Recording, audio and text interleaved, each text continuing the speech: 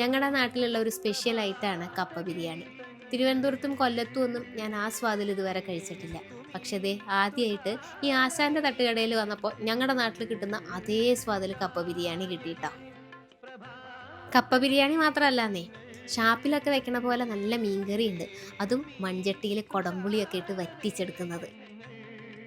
പിന്നെയുള്ളത് ഇവിടുത്തെ ഒരു സ്പെഷ്യൽ ചിക്കൻ പെരട്ടാണ്.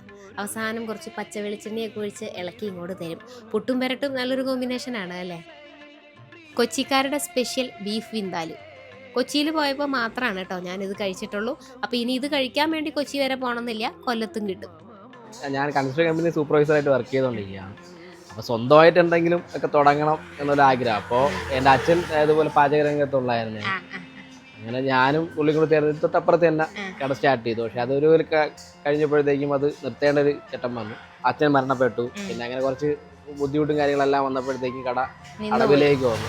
പിന്നെ വീണ്ടും ഇങ്ങനെ ഒരു ഷോപ്പ് വീണ്ടും സ്റ്റാർട്ട് ചെയ്തു. ഇൻസ്റ്റാഗ്രാമിൽ ശ്രീജു എനിക്കൊരു മെസ്സേജ് അയച്ചിരുന്നു, കടയുടെ ഒരു വീഡിയോ എടുത്തു കൊടുക്കുമോ എന്ന് ചോദിച്ചു. അങ്ങനെയാണ് ഇങ്ങടേക്ക് വന്നത്. എന്തായാലും നല്ല രുചികളൊക്കെയാണ് കേട്ടോ. നോൺ വെജ് ഒന്നും വേണ്ടാത്തവർക്കാണെങ്കിലേ 50 രൂപയ്ക്ക് പുട്ടും പയറും പപ്പടവും കൂടെ ചേർത്ത് കിട്ടും കേട്ടോ. ഞായറാഴ്ച ആയാലും അവധിയൊന്നുമില്ല. എല്ലാ ദിവസവും വൈകുന്നേരം 5 മണി മുതൽ രാത്രി 12 മണി വരെയാണ് കടയുടെ സമയം. കൊല്ലം ജില്ലയിൽ കല്ലറ കടയ്ക്കൽ റോഡിൽ മതിരയിലാണ് ആശാന്റെ തട്ടുകടയുടെ ലൊക്കേഷൻ വരുന്നത്.